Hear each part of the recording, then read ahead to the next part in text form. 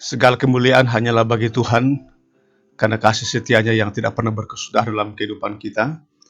Malam ini kita berjumpa lagi melalui sapaan kasih dan ketukar cinta Tuhan, dengan merenungkan firman Tuhan, dalam tema yang mengatakan, Yesus sebagai alternatif, atau sebagai satu-satunya. Yohanes 2 ayat 3-5 mengatakan, ketika mereka kekurangan anggur, Ibu Yesus berkata kepadanya, mereka kehabisan anggur. Kata Yesus kepadanya, mau apakah engkau daripada aku, Ibu? Saatku belum tiba. Tetapi Ibu Yesus berkata kepada pelayan-pelayan, apa yang dikatakan kepadamu, buatlah itu. Saudara, Yohanes 2 menceritakan kepada kita bahwa ada sebuah pernikahan yang sedang berlangsung di Kana. Pernikahan itu berlangsung lebih dari 1 hari. Upacara perkawinan tersebut menjadi penting di kalangan orang-orang Yahudi. Dalam upacara tersebut harus ada anggur yang disajikan. Kenapa? Karena saat itu anggur dianggap sebagai sesuatu yang sangat penting dalam pesta Yahudi. Seperti layaknya ada kue tar perkawinan di dalam zaman sekarang. Tanpa anggur tak ada sukacita.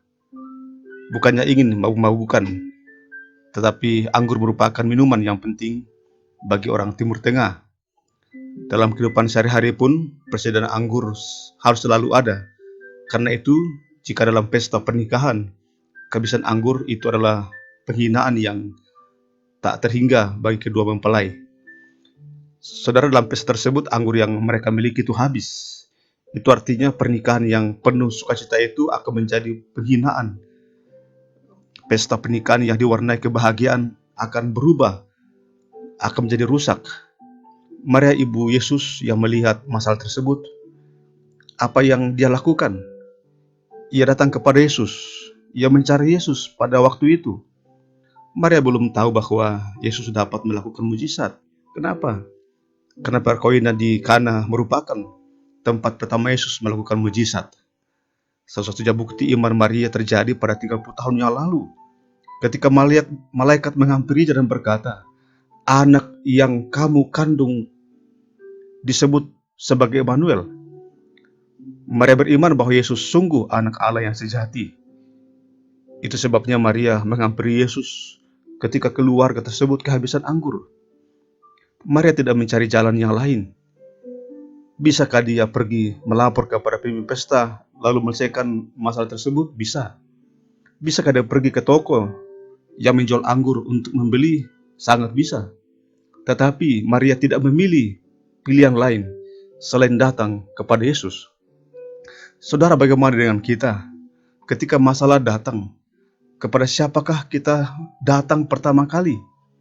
Apakah kita mencari orang yang kita kasihi? Orang-orang yang bisa memberi kita pertolongan?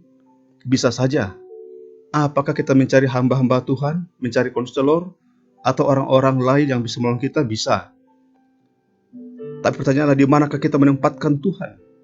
Apakah setelah kita datang kepada semua orang, lalu tidak ada jalan baru mencari Yesus? Saya tidak mengatakan bahwa kita tidak boleh mencari bantuan kepada orang lain.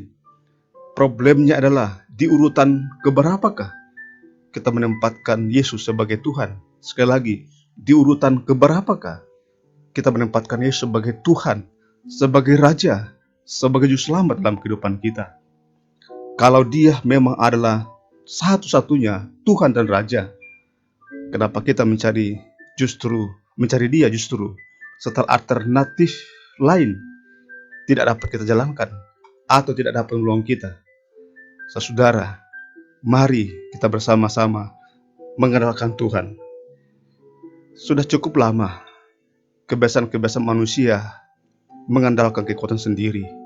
Saatnya sekarang kita hanya hidup mengandalkan Tuhan.